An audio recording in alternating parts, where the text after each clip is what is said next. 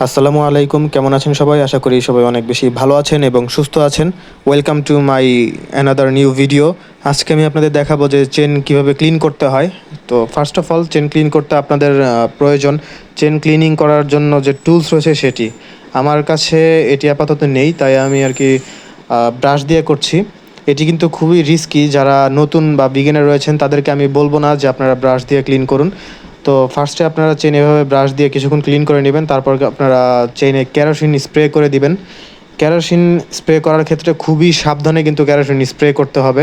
তো দেখতে পাচ্ছেন আমি খুবই সাবধানে কেরোসিন স্প্রে করছি, যেন এটি যে সাইলেন্সার রয়েছে সাইলেন্সারের উপরে যেন কোনোভাবেই না পড়ে। যদি পরে ছিটা ছিটা যদি যায় তাহলে খুব সমস্যা নেই। দেখতে পাচ্ছেন যে দেওয়ার সাথে সাথে কিন্তু কালো কালো ময়লা অলরেডি কিন্তু মাটিতে পড়ছে। তো এভাবে আপনারা কিছুক্ষণ মোটরসাইকেলটি আপনারা চালাবেন।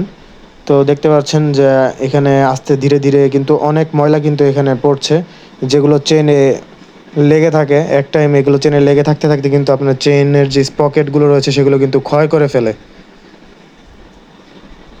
তো এভাবে 5-10 মিনিট চালানোর পর আপনারা আস্তে আস্তে আবার কেরোসিন তেল স্প্রে করে দেবেন। তো দেখতে পাচ্ছেন আমার চেন ফার্স্টে কীরকম কালো ছিল এবং এটি ধীরে ধীরে কিন্তু এটি ক্লিন হচ্ছে। আমি আবারও বলে দিতে চাই, আপনারা কিন্তু নিজে থেকে কিন্তু ব্রাশ দিয়ে কিন্তু কখনোই চেন একা একা ক্লিন করতে যাবেন না। যাদের পূর্বের কোনো অভিজ্ঞতা নেই তারা কিন্তু ব্রাশ দিয়ে চেন ক্লিন করতে যাবেন না। তো আমি আরেকটু কেরোসিন তেল দিয়ে নিলাম। তো কেরোসিন তেল চলতে চলতে কিন্তু যখন দেখবেন যে শুকিয়ে যাচ্ছে তখন আবার দিয়ে নেবেন, তাহলে চেন ক্লিনিংটা ভালো হয়। এভাবে আপনারা সময় নিয়ে ধীরে ধীরে চেনটা কিন্তু ক্লিন করতে পারবেন। ছোট ছোট মেনটেনেন্সগুলো কিন্তু আপনার বাঁচিয়ে দিতে পারে অনেকগুলো টাকা। একটি চেইন সেটের দাম কিন্তু অনেক। তো এগুলো মেনটেনেন্স করে রাখলে আপনাদের বাইক চালিয়েও কিন্তু মজা পাবেন। যখন চেন প্রপার ক্লিন করা থাকবে এবং চেন প্রপার লুপ করা থাকবে, আপনার চালিয়েও কিন্তু মজা পাবেন। তো হালকা হালকা করে পিক আপ দিবেন। কেরোসিন তেল প্রপারলি দেওয়া হয়ে গেলে হালকা হালকা করে পিক আপ দিবেন। অতিরিক্ত মাত্রায় কিন্তু কেরোসিন তেল দিবেন না। তো আমার অলমোস্ট চেন ক্লিন করা শেষ। আমি কিন্তু এখন পানি দিয়ে কিন্তু কেরোসিন তেল আবার ধুয়ে দিচ্ছি। মনে রাখবেন, কেরোসিন তেল কিন্তু একটু দাহ্য পদার্থ। এটি বাইকে কখনোই লাগিয়ে রাখবেন না, তাহলে কিন্তু দুর্ঘটনা ঘটে যেতে পারে যে কোনো সময়। পানি দিয়ে ক্লিন করার পর হালকা করে আবার উপরে যে ময়লাগুলো লেগেছিল সেগুলো একটু ব্রাশ দিয়ে ক্লিন করে নিচ্ছি। আপনারা কিন্তু খুবই সাবধানে ব্রাশ ইউজ করবেন, আর খালি হাতে ব্রাশ ইউজ করতে যাবেন না। চেন ক্লিনিং করার যে টুলস রয়েছে সেটি আমি আবারও বলে দিচ্ছি, চেন ক্লিনিং করার টুলস সেটি আপনারা ব্যবহার করবেন।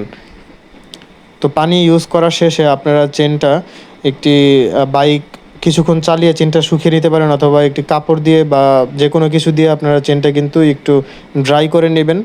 করার পর আপনারা চেনে লুপ করে দিবেন। আপনাদের কাছে নতুন ইঞ্জিন অয়েল অথবা চেন লুপ রয়েছে, সেটি দিয়ে আপনারা চেন লুপ করে দিবেন। তো দেখতে পাচ্ছেন আমার কাছে নতুন ইঞ্জিন অয়েল ছিল, সেটি দিয়ে আমি একটু চেনটা লুপ করে দিলাম। তো এটাই ছিল আজকের ভিডিও। এভাবে আপনারা বাসায় খুব সহজেই চেনটা ক্লিন করতে পারেন। গ্যারেজে যেভাবে তারা চেন ক্লিন করে তার থেকে কিন্তু নিজের বাইকের যত্ন আপনারা নিজেই তাদের থেকেও ভালোভাবে যত্ন নিতে পারেন, যদি আপনাদের প্রপার ট্রিক্সটা যদি জানা থাকে।